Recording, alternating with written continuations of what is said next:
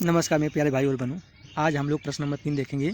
वह सबसे छोटी संख्या ज्ञात कीजिए जिससे निम्नलिखित संख्याओं को भाग देने पर भागफल एक पूर्ण घन प्राप्त हो जाए। ठीक, पहला 81 है, दूसरा है 128 है, 3 नंबर है 135 है, 4 नंबर है 192 है, 5 नंबर है 704 है। ठीक, हमें इससे वह छोटी छोटी संख्या ज्ञात करना है जिससे भागफल एक पूर्ण घन प्राप्त हो जाए। ठीक, देखा जाए, पहला है हल 81 को पहले 3 से काटेंगे तो 27 बाद में कट जाएगा। 3 से काटेंगे कि 9, फिर 3 से काटेंगे 9 को तो 3, और 3 से काटेंगे 3, एक बार में कट जाएगा। ठीक, इस प्रकार काट लेंगे।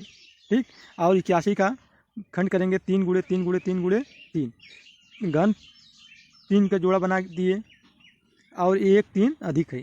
ठीक, 81 एक पूर्ण घन संख्या नहीं है।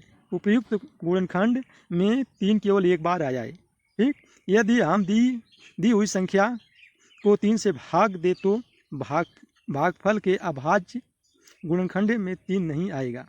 ठीक, और 81 में यदि हम 3 से भाग दे देंगे, 81 में 3 से भाग देंगे तो जितना आएगा वही पूर्ण घन संख्या रहेगा। ठीक, कितना आएगा, 3 से भाग देंगे 81 में तो 3, एक 3 कट जाएगा, 4 3 था, एक 3 कट जाएगा, 3 गुणे 3 गुणे 3 प्राप्त हो जाएगा। ठीक, 3 गुणे 3 प्राप्त हो गया। ठीक, 3 3 के 9 9 3 27, 27 यह एक पूर्ण घन संख्या है। ठीक, यही हमारा क्या है, आंसर है।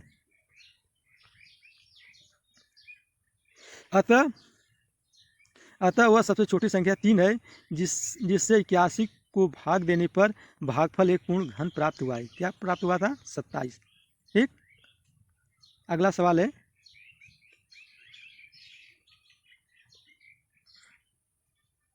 2 नंबर 128। 128 का खंड करेंगे तो 2 से काटेंगे तो 128 तो 64, फिर 2 से काटेंगे तो 32, फिर 2 से काटेंगे तो 16, फिर 2 से काटेंगे तो 8, फिर 2 से काटेंगे तो 4, फिर 2 से काटेंगे तो 4, फिर 2 से काटेंगे तो 2, फिर 2 से काटेंगे तो 1, फिर देखेंगे कितना आया है। 128 खंड हुआ 2 गुणे 2 गुणे 2, ठीक, 2 गुणे 2 गुणे 2, हाँ, 2 का 3 का जोड़ा बनाए, 2 का 3 का जोड़ा बनाए और 1 2 बच गया। ठीक, और 128 में 2 से भाग दे देंगे तो वह संख्या पूर्ण संख्या बन जाएगा। अभी 128 पूर्ण घन नहीं है।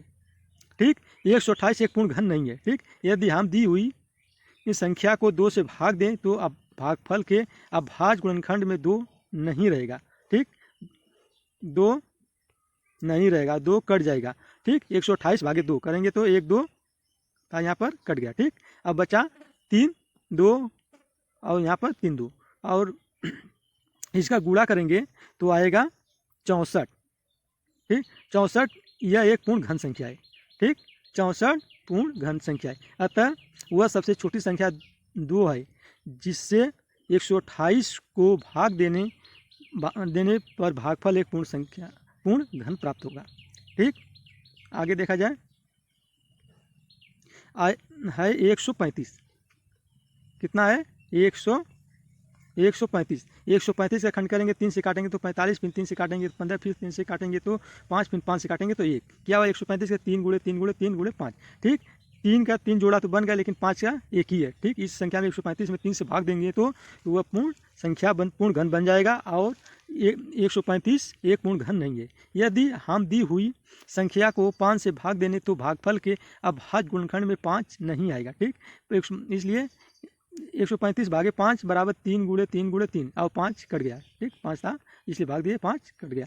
ठीक, आगे देखा जाए, इसलिए 3 गुणे 3 बराबर 27 या एक पूर्ण घन संख्या है। अतः वह सबसे छोटी संख्या 5 है जिससे 135 को भाग देने पर भागफल एक पूर्ण घन प्राप्त होगा। ठीक, हमारा आंसर क्या है, 27। ठीक, 27 एक पूर्ण घन है। ठीक, आज के लिए इतना ही। Thank you so much.